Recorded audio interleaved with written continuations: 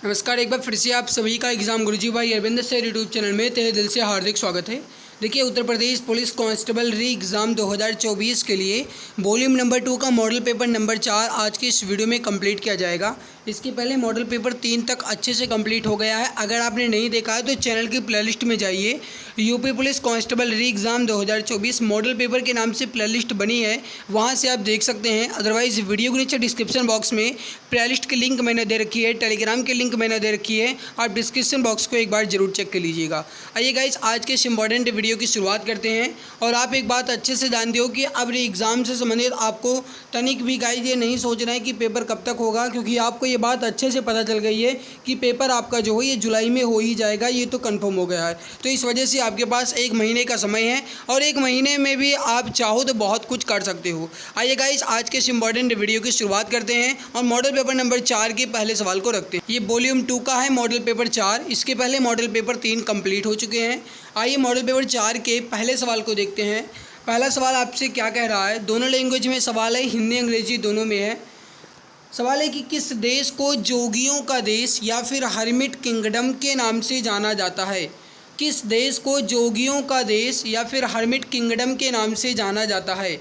Right answer जो हो जाएगा ये हो जाएगा north Korea. Option A correct answer हो जाएगा नॉर्थ कोरिया को। अब थोड़ा सा समझने की कोशिश कीजिएगा। आप एक बात अच्छे से जानते हो कि नॉर्थ कोरिया जो है यहाँ के जो गाइस तानाशाह कौन है, वो है किम जोंग। तो जोंग यानी कि जोगियों का देश इसी वजह से कहा जाता है। राइट आंसर हो जाएगा आपका ऑप्शन नंबर ए। अगला है कि निम्नलिखित में से किसने स्वदेशी आंदोलन के माध्यम से औपनिवेशिक शासन के लिए एक उदारवादी, क्रमिक और प्रेरक दृष्टिकोण की वकालत की थी। इसका आंसर आप बताएंगे। निम्नलिखित में से किसने स्वदेशी आंदोलन के माध्यम से औपनिवेशिक शासन के लिए एक उदारवादी, क्रमिक और प्रेरक दृष्टिकोण की वकालत की थी। क्वेश्चन नंबर 2 है, इंपॉर्टेंट क्वेश्चन है, जल्दी बताइए राइट आंसर यहाँ पे आपका क्या हो जाएगा। मेरे प्यारे भाई, थोड़ा सा समझने की कोशिश कीजिएगा। इस सवाल का जो सही उत्तर हो जाएगा आपका यहाँ पे ये हो जाएगा option number A, Gopal Krishna Gokhale. Option A correct answer आपका हो जाएगा। अगला सवाल है कि खिलाफत आंदोलन की शुरुआत जो है ये कहाँ से हुई थी। अगर वैसे कहा जाए तो इंडिया में इन 1916 यानी 1916 में लखनऊ समझौते से संबंधित है।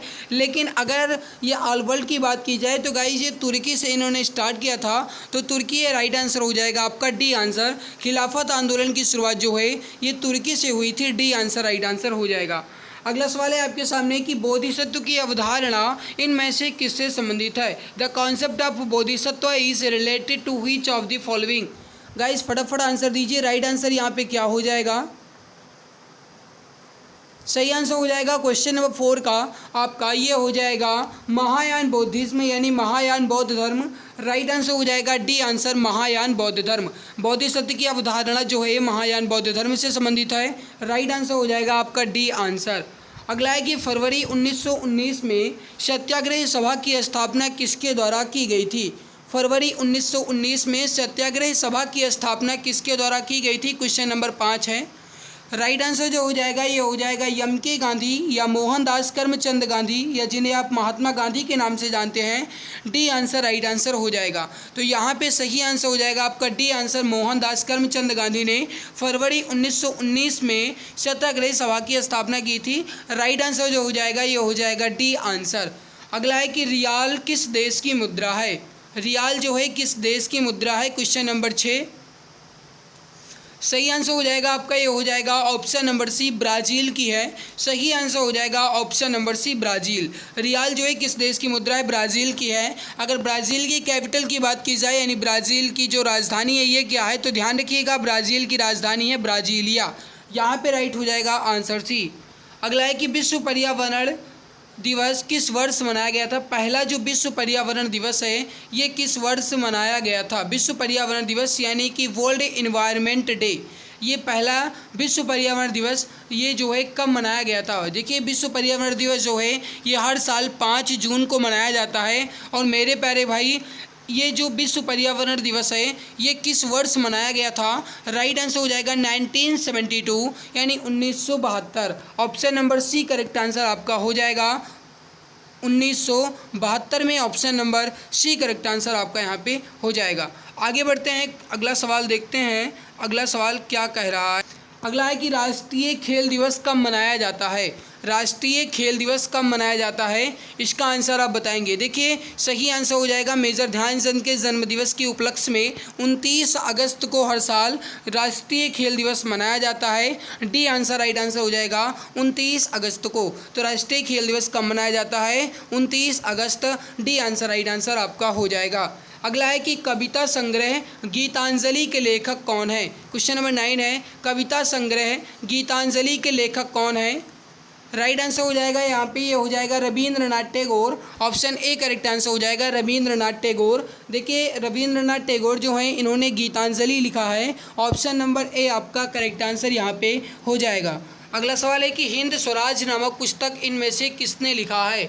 देखिए हमारा टारगेट है कम समय में अधिक क्वेश्चन को कंप्लीट करवाना, इस वजह से मैं जल्दी जल्दी क्वेश्चंस को कंप्लीट करवा रहा हूं। और गाइज अब से मैं ये टारगेट लेकर चलने वाला हूं कि दिन में 2 मॉडल पेपर मैं करवा दिया करूं। आज तो नहीं लेकिन कल से कोशिश करूंगा कि दिन में 2 मॉडल पेपर आपके और हो जाया करें, ताकि गाइज आपको अपने एग्जाम में कोई भी परेशानी ना हो। इस वजह से मेरे भाई अगर आप चैनल पर पहली बार आए हो तो सब्सक्राइब कर लेना, ताकि वीडियो की नोटिफिकेशन, क्लासेस की नोटिफिकेशन टाइम टू टाइम आपको मिला करे, ठीक है। ताकि देखो आप एक बात अच्छे से जानते हो कि ज़्यादा हमारे पास टाइमिंग नहीं हो पाती है, या फिर टाइम कंज्यूम का गाइस हमें थोड़ी सी समस्या है ना, टाइम टेबल की थोड़ी समस्या हो जाती है, ड्यूटी वगैरह होती है, इस वजह से टाइम थोड़ा सा सही नहीं हो पाता। जब भी मुझे टाइम मिलता है मैं क्लास आपके ले लेता हूँ। इस वजह से मेरे प्यारे भाई चैनल को सब्सक्राइब कर लिया करो, ताकि जब भी क्लास आपकी हो तुरंत आपको नोटिफिकेशन मिले और आप तुरंत उस क्लास का फ़ायदा उठा पाओ। इस वजह से मेरे प्यारे भाई चैनल को सब्सक्राइब जरूर कर लेना बहना। अगला सवाल है कि हिंद स्वराज नामक पुस्तक जो है किसने लिखा है? राइट आंसर हो जाएगा आपका ये हो जाएगा आंसर सी, महात्मा गांधी ने। हिंद स्वराज नामक पुस्तक किसने लिखा है? महात्मा गांधी ने। Option C is correct answer. अगला सवाल है कि भारत का सबसे लंबा राजमार्ग कौन सा है? भारत का सबसे लंबा राजमार्ग कौन सा है, बताइए राइट आंसर क्या होगा?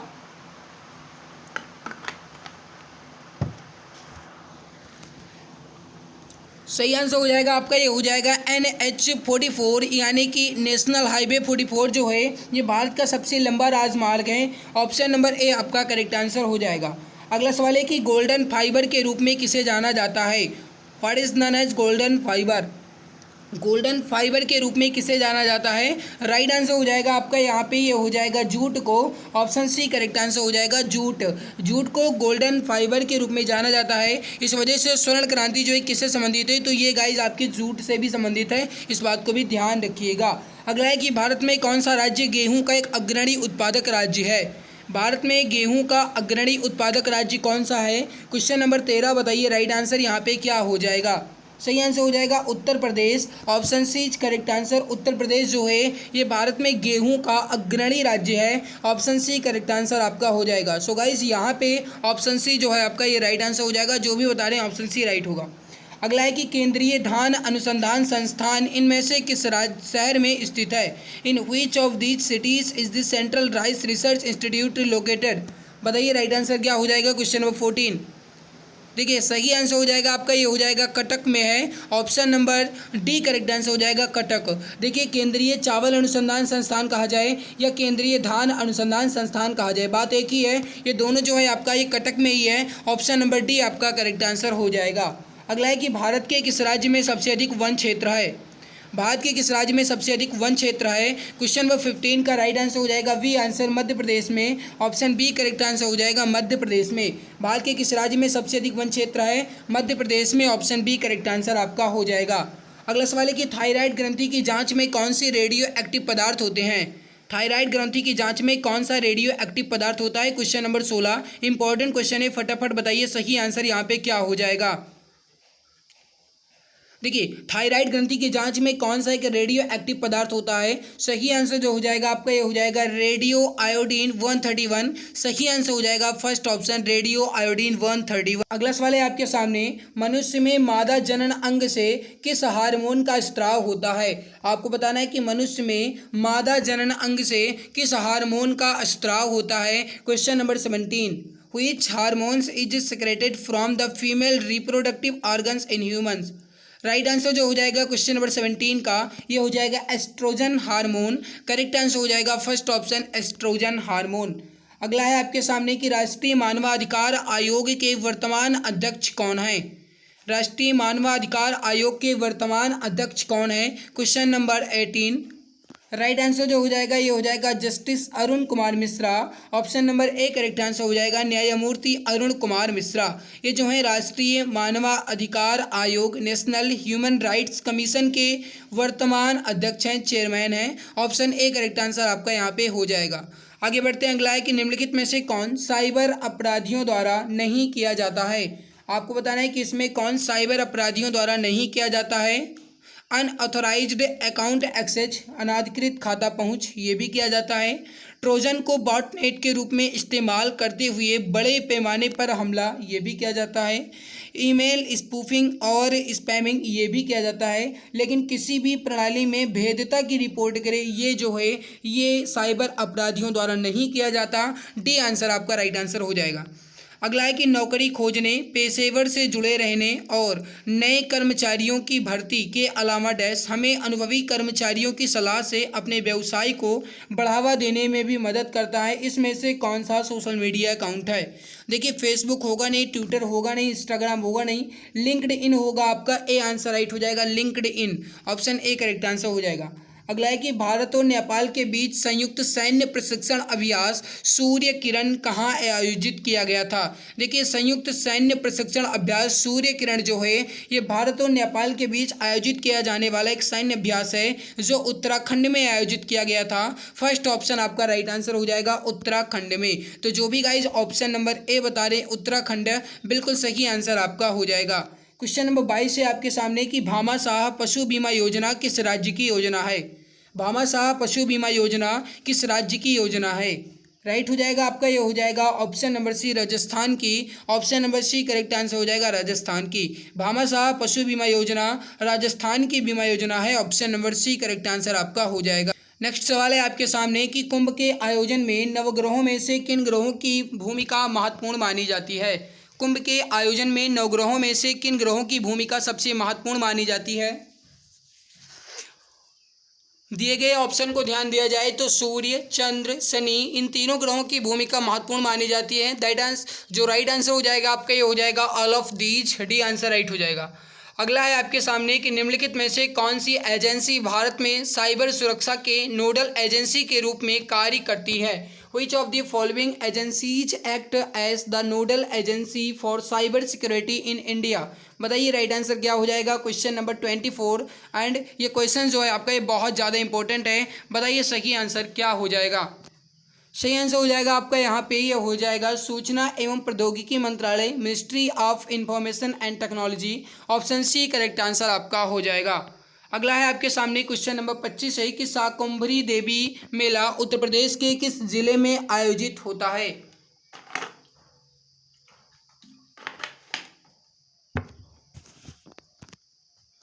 देखिए, शाकंभरी देवी मेला जो है ये उत्तर प्रदेश के सहारनपुर में आयोजित किया जाता है। राइट आंसर जो हो जाएगा ये हो जाएगा सी आंसर, सहारनपुर में। अगला है कि निम्नलिखित में से किस एक्ट द्वारा उत्तर प्रदेश में पुलिस प्रशासन संचालित किया जाता है? निम्नलिखित में से किस पुलिस एक्ट द्वारा उत्तर प्रदेश पुलिस के प्रशासन को संचालित किया जाता है? आपने गाइस देखा होगा रेडियो ऑपरेटर एग्जाम में भर भर के सवाल इस अधिनियम से पूछे गए थे, पुलिस अधिनियम 1861। तो राइट आंसर हो जाएगा आपका बी आंसर, पुलिस एक्ट 1861 से संबंधित जो भी प्रशासन है इसी को संचालित किया जाता है यूपी पुलिस में। मेरे प्यारे भाई, वीडियो में और आगे बढ़ने से पहले मैं आप सभी को एक गुड न्यूज़ दे दूँ। आप यहाँ पर देख पा रहे हैं एक यूपी पुलिस री एग्ज़ाम से संबंधित आपके लिए ई बुक है जो कि रामबाण ई बुक है। मेरे प्यारे भाई, इसमें पूरे syllabus GK, UP GK plus current affair, Hindi, math, reasoning के बेस्ट क्वेश्चंस के साथ आपको ये ई बुक मिल रही है पूरे 418 पेज की। इस ई बुक की सबसे अच्छी खास बात यह है कि इसमें जितने भी क्वेश्चंस हैं एग्जाम ओरिएंटेड हैं, इमेज एंड कलरफुल के साथ बनाए गए हैं। दूसरी बात मेरे प्यारे भाई आपको बता दें, इस पे 60% का डिस्काउंट अभी चल रहा है। आपको ये मात्र 39 रुपये में अभी मिल रही है। अगर आप इसे आज खरीदेंगे तो आपको मात्र 39 रुपये में मिल जाएगी। अगर आप इसे बाद में खरीदेंगे तो आपको इसके लिए 99 रुपये पे करना पड़ेगा, जो कि गाइस ऐसा ठीक नहीं है। इस वजह से आप 39 रुपये अभी पे करके इस ई बुक को परचेज कर सकते हो। इसका डेमो पेज मैं आपको दिखा देता हूँ। तो आप एक बार इस ई बुक का डेमो पेज यहाँ से देख लीजिए। री एग्ज़ाम के लिए ये ई बुक तैयार की गई है स्पेशल फॉर आर यू। और मेरे प्यारे भाई, इसके अलावा इसमें जितने भी क्वेश्चंस हैं ये आपके एग्ज़ाम के लिए तो इम्पोर्टेंट हैं ही। दूसरी बात मैं आपको बता दूं कि इसमें जो भी क्वेश्चंस हैं ये आपके इजी लैंग्वेज में समझाए गए हैं ताकि भाई पढ़ने में मज़ा आए। और यहाँ पर आप देख लीजिए पूरे 418 पेज की ये ई बुक है। मैं आपको एक बार बहुत तेज़ी से दिखा देता हूँ, इमेज और कलरफुल के साथ है। तो लेना है, अगर इच्छा है तो इस नंबर पर व्हाट्सएप कीजिए। नंबर क्या है मैं एक बार यहाँ पे बता देता हूँ, 89486676 8948667652 यानी 52। इस पर आप व्हाट्सएप कीजिएगा। यहाँ से आपको ये ई बुक मात्र 39 में मिल जाएगी, बाद में आपको 99 पे करना पड़ेगा। ओके, आगे आपकी इच्छा। अगला है कि इंद्रधनुष 2.0 जो है किससे संबंधित है। अगर यहाँ पे देखा जाए तो ये इंद्रधनुष 2.0 जो है इस दिए गए ऑप्शन के थ्रू कहा जाए तो किसी से भी नहीं है, क्योंकि इंद्रधनुष का संबंध जो है ये टीकाकरण यानी बच्चों के टीकाकरण और गर्भवती महिलाओं से संबंधित है। तो यहाँ पे जो चारों ऑप्शन दिए गए हैं गलत हैं। अगला है कि जीएसटी लागू करने वाला पहला देश कौन सा है। सबसे पहले जीएसटी जो है ये किस देश में लागू किया गया था। देखिए, जीएसटी जो है सबसे पहले फ्रांस में लागू किया गया था। राइट आंसर हो जाएगा आपका फर्स्ट ऑप्शन फ्रांस। जीएसटी लागू करने वाला पहला देश फ्रांस है। फर्स्ट ऑप्शन आपका राइट आंसर हो जाएगा। अगला है कि भारतीय संविधान के जनक के रूप में किसे जाना जाता है। भारतीय संविधान के जनक के रूप में किसे जाना जाता है। Who is known as the father of Indian constitution.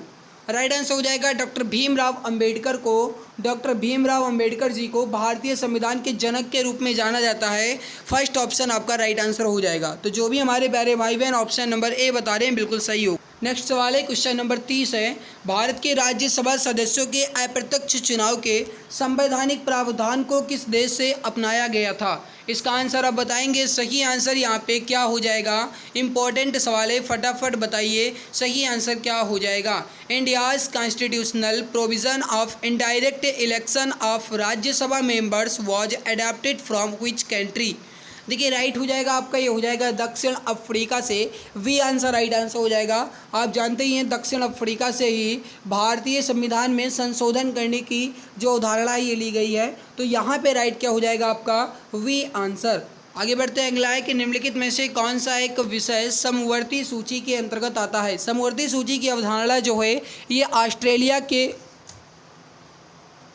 संविधान से ली गई है। और मेरे प्यारे भाई, इस ऑप्शन के थ्रू देखा जाए तो समवर्ती सूची का मतलब होता है कि जिसमें राज्य और केंद्र दोनों कानून बना सकें, तो वो हो जाएगा 1।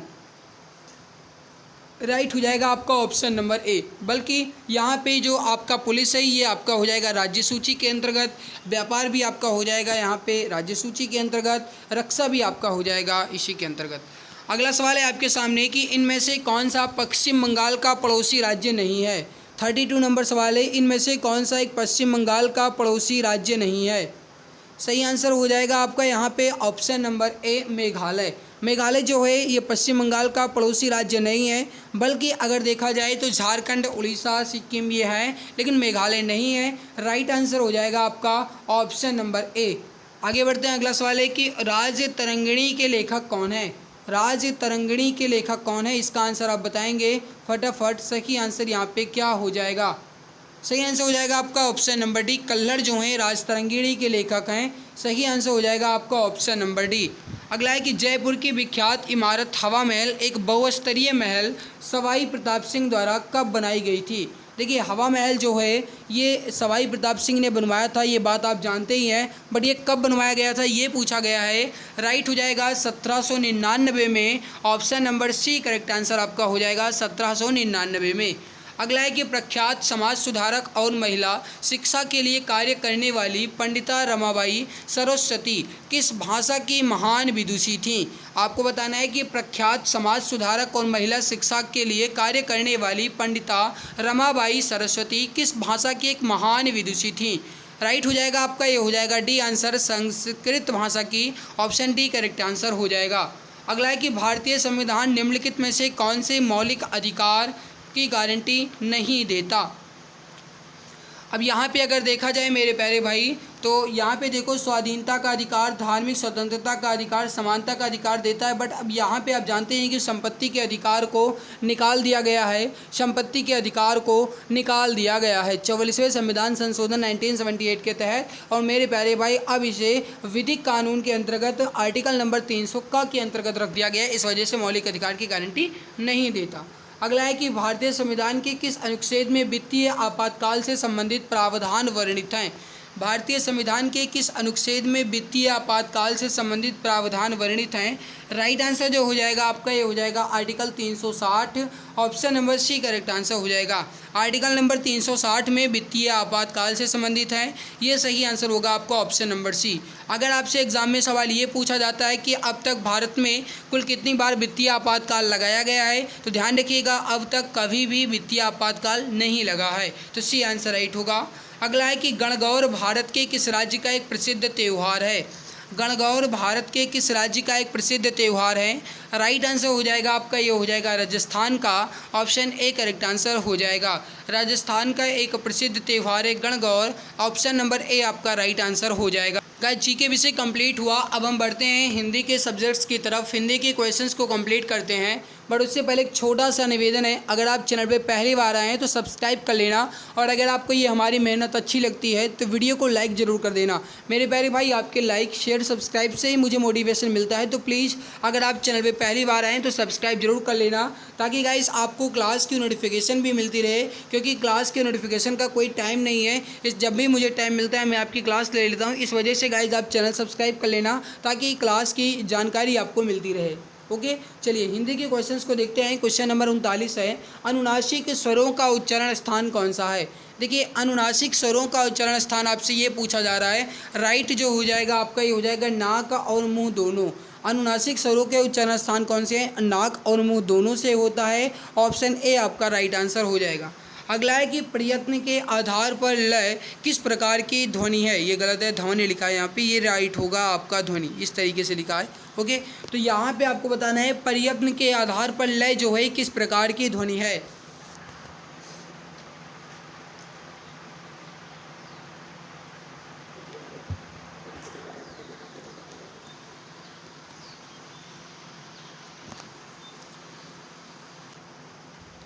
राइट हो जाएगा आपका ऑप्शन नंबर बी पार्श्विक, ऑप्शन बी करेक्ट आंसर हो जाएगा। डेड है आपका उत्क्षिप्त हो जाएगा, प्रंगिम्बित आपका रा हो जाएगा। अगला है कि दिए गए संधि विच्छेद में सही विकल्प चुनिए। आपको बताना है कि रूपांतरण का सही संधि विच्छेद क्या होगा। रूपधन आंतरण नहीं, रूपाधन आतरण नहीं, रूपाधन अंतरण नहीं, रूपधन अंतरण, ये आपका हो जाएगा रूपांतरण का सही संधि विच्छेद, ऑप्शन नंबर ए आपका राइट आंसर हो जाएगा। निम्नलिखित में से कौन सा शब्द स्त्रीलिंग है। आपको बताना है इसमें से कौन सा शब्द स्त्रीलिंग है। क्वेश्चन नंबर 42 है, बताइए सही आंसर क्या हो जाएगा। आपके ऊपर ये प्रभाव हुआ है, प्रभाव हुई नहीं होता है, प्रभाव हुआ होता है, तो ये आपका हो जाएगा पुल्लिंग। निर्माण किया गया, विवाह हुआ है। अगर शादी दिया होता तो शादी हुई, तब शादी आप कह सकते थे कि स्त्रीलिंग है, लेकिन विवाह होता है, शादी होती है। पर और भाषा जो है ये भाषा, उनकी भाषा अच्छी है, तो भाषा जो है आपकी स्त्रीलिंग हो जाएगा, तो यहाँ पे बी आंसर राइट हो जाएगा। अगला है क्वेश्चन नंबर 43 है कि निम्नलिखित में से इतर का अनेकार्थी शब्द नहीं है। आपको ये बताना है कि इसमें से इतर का अनेकार्थी शब्द कौन सा नहीं है। 43 नंबर सवाल है, राइट हो जाएगा मेल। मेल जो ये इतर का नहीं है बल्कि नीच, चरस, अंत्यज है, ऑप्शन ए राइट आंसर आपका यहाँ पे हो जाएगा। बीच के दो सवाल आपके यहाँ पे साफ नहीं है। अगला सवाल है आपके सामने क्वेश्चन नंबर 46, किस का प्रयोग सदैव बहुवचन में होता है। किसका प्रयोग सदैव बहुवचन में होता है।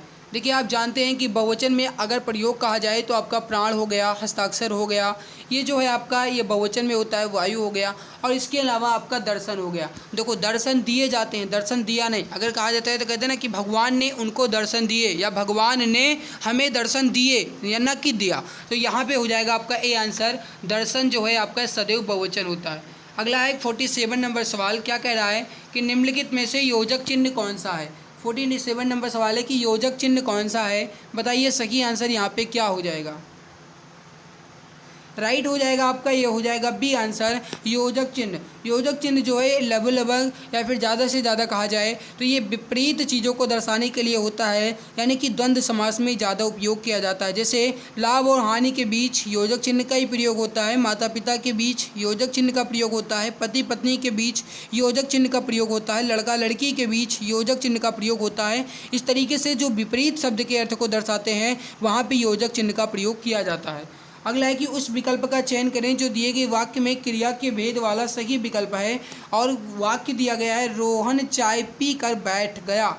रोहन जो है चाय पी कर बैठ गया, इसमें आपको बताना है प्रेरणार्थक। प्रेरणार्थक कब होगा? जब किसी को प्रेरणा दी जाए। जैसे आपने उससे पानी मंगवाया, यानी जब प्रेरणा देकर के काम किया जाए तब वहाँ पे प्रेरणार्थक होगा। नाम धातु कब होगा? यहाँ पे जब कहा जाए कि उन्होंने उसको लतियाया, या लतियाना हथियाना ये सब बतियाना आपकी नाम धातु में आ जाएगा। संयुक्त कब हो जाएगा? जब दो को जोड़ा जाए तब संयुक्त हो जाएगा। यहाँ पे हो जाएगा पूर्वकालिक, यानी एक काम हो करके दूसरा काम जब हो तो वहाँ पे पूर्वकालिक क्रिया होती है। जैसे आप पढ़ कर सिलेक्शन लोगे, पढ़ करके तब सिलेक्शन लोगे ना, तो यहाँ पे पूर्वकालिक होगा। उसी तरीके से रोहन चाय पी करके तब बैठा है ना, तो यहाँ पे पूर्वकालिक है। राइट हो जाएगा आपका ऑप्शन सी। नेक्स्ट है कि वाक्य विन्यास की दृष्टि से शुद्ध वाक्य का चयन कीजिए। वाक्य विन्यास की दृष्टि से शुद्ध वाक्य का चयन करना है। Question number 49। यहाँ पे देखिए, पहला है कि विद्यार्थियों की मेले में कई टोलियाँ थीं। विद्यार्थियों के मेले होना चाहिए था, तो यहाँ पे की नहीं के होना चाहिए था। आप इस प्रदेश की शिक्षक के रूप में सेवा कर रहे हैं। आप इस प्रदेश की शिक्षक के रूप में, ये गलत है। आप इस प्रदेश में शिक्षक के रूप में सेवा कर रहे हैं, ये होना चाहिए था। वह अपनी प्रजा का पुत्रवत पालन करता था। ठीक है, मैं ये काम देखूंगा कि हो सकता है या नहीं, ये क्या शब्द है? यहाँ पे राइट हो जाएगा आपका ऑप्शन नंबर सी, वह अपनी प्रजा का पुत्रवत पालन करता था। यानी पुत्रवत का मतलब है कि पुत्र के समान। राइट हो जाएगा आपका ऑप्शन सी। अगला है कि निम्नलिखित प्रश्न में वाक्य में एक अधोरेखित रेखांकित शब्द हैं, उसके नीचे लिखे शब्दों में से 3 अशुद्ध हैं। उस शुद्ध रूप का चयन कीजिए जो चिन्हित है। देखिए क्वेश्चन नंबर 50 है कि भग्गू सेठ तो बहुत ही दुष्चरित्र व्यक्ति है, शुद्ध वर्तनी बताना है। दुष्चरित्र की शुद्ध वर्तनी इसमें क्या होगी? देखो राइट क्या हो जाएगा यहाँ पे? दुष्चरित्र की शुद्ध वर्तनी जो है आपका ये हो जाएगा ऑप्शन ए करेक्ट आंसर हो जाएगा। अगला है आपके सामने क्वेश्चन नंबर 51। चित्रा मुदगल को उनकी किस कीर्ति के लिए साहित्य अकादमी पुरस्कार से पुरस्कृत किया गया? चित्रा मुदगल को उनकी किस कीर्ति के लिए साहित्य अकादमी पुरस्कार से पुरस्कृत किया गया? राइट हो जाएगा post box number 203 Nala Sopara. Right हो जाएगा आपका option number C, post box number 203 Nala Sopara. Option number सी आपका राइट आंसर हो जाएगा। आगे बढ़ते हैं अगला सवाल। क्वेश्चन नंबर 52 आपसे क्या कह रहा है कि सुई और तागे के बीच में कविता किस रचनाकार की है? सुई और तागे के बीच में कविता ये किस रचनाकार की है? बताइए सही आंसर यहाँ पे क्या हो जाएगा? राइट आंसर हो जाएगा वी आंसर केदारनाथ सिंह की है। ऑप्शन बी करेक्ट आंसर हो जाएगा केदारनाथ सिंह की है। अगला सवाल है आपके सामने कि इनमें से चीफ की दावत कहानी के रचनाकार कौन है? इनमें से चीफ की दावत कहानी के रचनाकार कौन है? Question number 53। राइट हो जाएगा भीष्म साहनी। और इनकी एक और रचना है तमस, जिनके लिए इन्हें साहित्य अकादमी दिया गया है, तो तमस भी इन्हीं की रचना है भीष्म साहनी की। तो राइट हो जाएगा चीफ की दावत भीष्म साहनी की है, बी आंसर राइट हो जाएगा। निम्नलिखित में से कौन सी पुस्तक प्रेमचंद्र द्वारा लिखित नहीं है? देखिए प्रेमचंद्र द्वारा इसमें कौन सी पुस्तक नहीं लिखी गई है? कायाकल्प, रंगभूमि, प्रेमाश्रय, ये जो है मुंशी प्रेमचंद की पुस्तक है। जय पराजय जो है ये मुंशी प्रेमचंद की नहीं बल्कि उपेंद्र नाथ अश्क की है। तो मेरे प्यारे भाई जय पराजय जो है ये उपेंद्र नाथ अश्क की है। तो यहाँ पे राइट हो जाएगा बी आंसर उपेंद्र नाथ अश्क की जय पराजय। अगला है कि निम्नलिखित वाक्यों में से संयुक्त वाक्य कौन से हैं? हम सभी जानते हैं कि अभी विश्व आर्थिक मंदी से गुजर रहा है, ये सरल हो जाएगा। जब तक शरीर में प्राण रहेंगे तब तक जंग जारी रहेगी, ये मिश्र वाक्य हो जाएगा। जो बच्चों पर दया नहीं करते वह बड़े संगदिल होते हैं, ये भी आपका मिश्र वाक्य हो जाएगा। राधा दुष्ट है इसीलिए जब वह आती है मैं चल देता हूँ, ये आपका संयुक्त वाक्य है, डी आंसर राइट हो जाएगा। मोहन बाजार पहुंच गया, इस वाक्य में क्रिया का कौन सा प्रकार है? मोहन बाजार पहुंच गया। देखो अनेकार्थक कब होगा? जब अनेक अर्थ निकले। पूर्वकालिक कब होगा? जब एक काम हो जाए। सकर्मक कब होगा? जिसमें कर्म दिया गया हो। मोहन बाजार पहुंच गया, यहाँ पे अकर्मक क्रिया है। राइट हो जाएगा आपका ऑप्शन नंबर सी। अगला है कि इनमें से कौन सा शब्द तद्भव नहीं है? आपको बताना है कि इसमें कौन सा शब्द तद्भव नहीं है। अब देखो यहाँ पे धान ये भी तद्भव है, दाहिना ये भी तद्भव है और धोती ये भी तद्भव है। लेकिन धैर्य जो है आपका ये तत्सम शब्द है। धैर्य का जो तद्भव होता है ये धीरज होता है, तो धैर्य का तद्भव जो है ये धीरज होता है। राइट हो जाएगा आपका ऑप्शन नंबर ए। धैर्य जो है ये तद्भव नहीं बल्कि तत्सम है। क्वेश्चन नंबर 58 से 60 तक निम्नलिखित गद्यांश को पढ़कर पूछे गए प्रश्नों के उत्तर के लिए दिए गए 4 विकल्पों में से उपयुक्त विकल्प का चयन कीजिए। गद्यांश है, एक बार मैं इसे जल्दी से पढ़ देता हूँ। गद्यांश है, मैं कौन हूँ? इस प्रश्न में प्रत्येक विचारशील मनुष्य को झकझोरा है। जब आप इस पर मनन करते हैं तो पाते हैं कि एक शरीर है जिसे एक मस्तिष्क चला रहा है। शरीर कुछ अणुओं का घनीभूत पुंज है। इस शरीर के भीतर जल, अग्नि, वायु एवं आकाश तत्व अपना सामंजस्य बनाकर शरीर को संचालित करते हैं। आपके मस्तिष्क के बिना इन पंच तत्वों से निर्मित शरीर का कोई भी आधार नहीं है। मस्तिष्क का भौतिक निर्माण तो माता पिता के जैविक गुणों से हुआ है, किंतु सोच की निर्मित शिक्षा, धर्म, संस्कार और संगति से होती है। फिर आप कौन हैं? आप ना तो मस्तिष्क हैं और ना ही शरीर। हमारी सोच समय के अनुसार परिवर्तनशील होती है। वास्तव में आपके पास अपना कुछ ऐसा होना चाहिए जिसे आपने बाहर से उधार नहीं लिया और वह अपरिवर्तनशील है। आप अपने शरीर और मस्तिष्क की सीमा से बाहर निकलकर मनन करेंगे तो पाएंगे कि जब तक आप भीतर ही कुछ ऐसा ना खोज लें जो बाहरी संसार पर निर्भर नहीं करता, तब तक आप स्वयं को खोज नहीं पाएंगे। आप कह सकते हैं कि मैं शरीर, मन, मस्तिष्क से परे एक आत्मा हूँ। वह आत्मा कहाँ है? क्या उसे अनुभव करना संभव है? असल में मनन, चिंतन, अध्यात्म एवं ध्यान के द्वारा अपने भीतर एक नियत तत्व का आभास होने लगता है, जिसे किसी प्रकार का कोई भय नहीं है, जो परिवर्तनों से नहीं डरता, जिसे मृत्यु से भी भय नहीं है क्योंकि उसने न जाने कितनी बार मृत्यु का सामना किया है और पुनः जन्म लिया, जो अपने भीतर समृद्ध है, संतुष्ट है, प्रसन्न है। इसी आत्म तत्व को भी जो जितना अधिक जागृत कर लेता है वह उतना ही अधिक स्वयं को खोज लेता है, वह उतना ही अधिक जानता चला जाता है वास्तव में मैं कौन हूँ।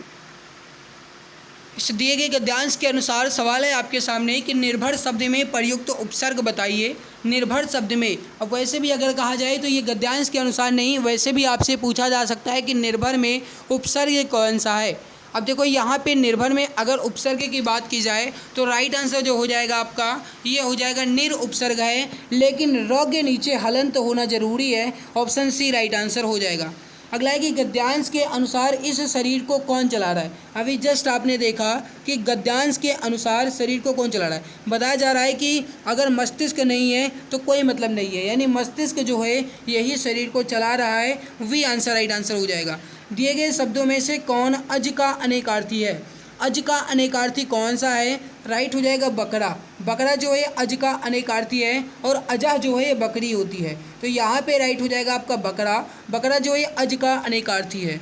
अगला है कि आत्म तत्व को जागृत करने के कौन से उपाय बताए गए हैं। आत्म तत्व को जागृत करने के कौन से उपाय बताए गए हैं। अभी आपने देखा चिंतन करना, ध्यान करना, अध्यात्म करना, यानी दिए गए ऑप्शन सभी ये डी आंसर राइट हो जाएगा। आत्म तत्व को जागृत करने के लिए सभी बताए गए हैं, डी आंसर राइट हो जाएगा। शिक्षा, धर्म, संस्कारों और संगति से किसका निर्माण होता है जो परिवर्तनशील भी है। अभी अभी आपने देखा, मैं आपको दिखा देता हूँ यहाँ पे, भाई देख लो यहाँ पे, हमारी सोच समय के अनुसार परिवर्तनशील होती है। हमारी सोच जो है समय के अनुसार परिवर्तनशील होती है और वही सवाल हमसे पूछा गया है। यहाँ पे सवाल क्या पूछा गया है कि शिक्षा, धर्म, संस्कारों और संगति से किसका निर्माण होता है जो परिवर्तनशील भी है, तो सोच हो जाएगा डी आंसर। वह चम्मच से चावल खाता है। इस वाक्य में चम्मच से में कौन सा कारक है।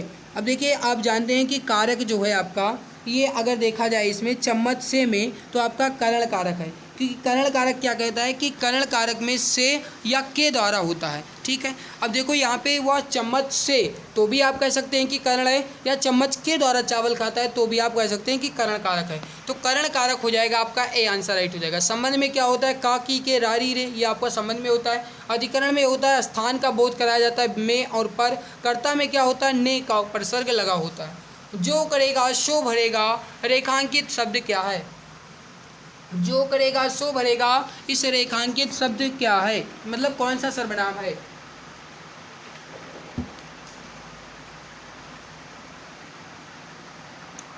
देखो अब यहाँ पे अगर ध्यान दिया जाए तो जो और सो जो है ये संबंधवाचक सर्वनाम है, राइट हो जाएगा सी आंसर संबंधवाचक। जो करेगा सो भरेगा ये संबंधवाचक सर्वनाम है, सी आंसर राइट हो जाएगा। अगला है कि इनमें से नाक का बाल होना मुहावरे का क्या अर्थ है। हमेशा परेशान करना, क्रोध का कारण होना, अधिक प्यारा होना, राइट हो जाएगा डी आंसर अधिक प्यारा होना, ऑप्शन डी करेक्ट आंसर हो जाएगा। अगला है कि आज मुझे बहुत काम है, इस वाक्य में बहुत किस प्रकार का विशेषण है। आज मुझे बहुत काम है, इस वाक्य में जो बहुत है ये किस प्रकार का विशेषण है। अब देखो यहाँ पे बहुत बताया गया है, मतलब कितना काम है आप इसे गिन नहीं सकते हो। अब यहाँ पे ना तो संख्यावाचक होगा, ना तो सर्वनाम का कोई बात बताया गया है, और ना ही यहाँ पे कोई गुण की बात बताई गई है। राइट हो जाएगा परिमाणवाचक है, ए आंसर राइट हो जाएगा। अगला है कि नीलकंठ में कौन सा समास है। नीला है कंठ जिसका, अर्थात भगवान भोलेनाथ, तो यहाँ पे हो जाएगा बहुब्रीहि समास, ऑप्शन सी करेक्ट आंसर होता। अगर बहुब्रीहि नहीं होता तब आप कह सकते थे कि कर्मधारय, बट यहाँ पे बहुब्रीहि है तो आप कह सकते हैं ऑप्शन नंबर सी। अगला है कि निम्नलिखित में से प्रसार के विलोमार्थी शब्द का चयन करें। प्रसार का विलोमार्थी शब्द कौन सा है ये आपको बताना है। भाई वीडियो अच्छी लग रही है तो लाइक ज़रूर कर देना, क्योंकि इतनी तेज़ी से बोलता हूँ कि आप तक आवाज़ सही जाए, क्योंकि फ़ैन चल रहा है, आप देख लो, सुन लो भाई, गर्मी लग रही है, फ़ैन चलाना पड़ता है। देखा आपने, ये फ़ैन की आवाज़ आती है मेरे प्यारे भाई, इस वजह से मैं तेज़ बोलता हूँ ताकि आप तक आवाज़ हमारी साफ जाए। ठीक है, गर्मी बहुत ज़्यादा हो रही है भाई, गर्मी से बचकर रहना। देखो प्रसार का विलोमार्थी शब्द ना तो खिन्न होगा, ना तो उत्क्रोच होगा, ना ही अभाव होगा, राइट हो जाएगा संकोच, बी आंसर राइट हो जाएगा। इनमें से सची के पर्यायवाची का चयन कीजिए। सची, सची का मतलब आप जानते हैं क्या है। सची जो है ये इंद्र की पत्नी है, तो इंद्र की पत्नी का नाम क्या है, सची। यहाँ पे अमरावती जो है ये इंद्र की पत्नी नहीं है, ना तो इंद्री हैं, राइट हो जाएगा पुलोमजा, क्योंकि पुलोम जो है ये इंद्र का पर्यायवाची है और इसमें जा लगा करके इंद्र की पत्नी को बनाया जा सकता है। तो यहाँ पे पुलोमजा जो है ये सची का पर्यायवाची है, राइट हो जाएगा आपका ऑप्शन नंबर सी। अगला है आपके सामने कि नेति और नेति, इसका सही अर्थ क्या है। नेति और नेति, इस नेति का मतलब है झंडा और नेति का मतलब है चिन्ह, तो यहाँ पे सही आंसर क्या हो जाएगा आपका बी आंसर। अगला है कि ले चला साथ में तुझे कनक ज्यों बिच्छुक लेकर स्वर्ण झनक, में अलंकार बताइए। ले चला साथ में तुझे कनक ज्यों, बताइए सही आंसर यहाँ पे क्या हो जाएगा। राइट हो जाएगा यहाँ पे उत्प्रेक्षा अलंकार है, वी आंसर राइट हो जाएगा, उत्प्रेक्षा अलंकार है, ऑप्शन बी करेक्ट आंसर हो जाएगा। क्वेश्चन नंबर 72 है। हाँ, आगे बढ़ने से पहले एक बार फिर से बता दें, ये री एग्ज़ाम की जो ई बुक है मेरे प्यारे भाई, ये स्पेशल फॉर यूपी पुलिस के लिए है, और मैं गारंटी के साथ कह सकता हूँ कि अगर आप इस ई बुक को एक बार अच्छे से मन लगा करके पढ़ लेते हो तो फिर आपको किसी के भी कोई भी कोर्स की ज़रूरत नहीं है। ज़रूरत है तो केवल और केवल एक बार मन से पढ़ाई करने की। तो अगर आपने नहीं लिया है तो ज़रूर ले लेना, इस पर 39 रुपये में मात्र मिल रही है, वरना बाद में अगर आप इसे लेने की कोशिश करोगे तो इतना पे करना पड़ेगा। इस वजह से अभी ले लीजिए भाई, मात्र 39 की है। लेना कैसे है तो इस नंबर पर व्हाट्सएप कीजिए 8948667652 8948667652, इस पर आप व्हाट्सएप कीजिए। यहाँ से आपको इसका डेमो पेज, इसका जो भी गाइड डिटेल्स है वो सब आपको मिल जाएगा। ओके, आगे बढ़ते हैं। अगला है कि मैं बाज़ार जाता हूँ, इस वाक्य में वाच्य का कौन सा प्रकार है। मैं बाज़ार जाता हूँ, इस वाक्य में वाच्य का कौन सा प्रकार है। 72 नंबर सवाल। राइट आंसर जो हो जाएगा आपका यहाँ पे ये हो जाएगा कर्तवाच्य है, ऑप्शन सी करेक्ट आंसर आपका हो जाएगा। उत्थान शब्द में कौन सा उपसर्ग है। उत्थान शब्द में कौन सा उपसर्ग है। 73 नंबर सवाल। उत्थान शब्द में कौन सा उपसर्ग है, बताइए राइट आंसर क्या हो जाएगा। सही आंसर हो जाएगा आपका यहाँ पे ऑप्शन नंबर ए, उत उपसर्ग है, उत के साथ हलंत होना जरूरी है, ए आंसर राइट हो जाएगा। भावना शब्द में प्रत्यय बताइए। राइट हो जाएगा सी आंसर, भावना में अना प्रत्यय है। अगला देखिए क्वेश्चन नंबर 75। हरिपु आंतन की कुंडली कर जोगनी चबात, पीबई में पगी मनो जुबत जलेबी खात। इसमें कौन सा रस है?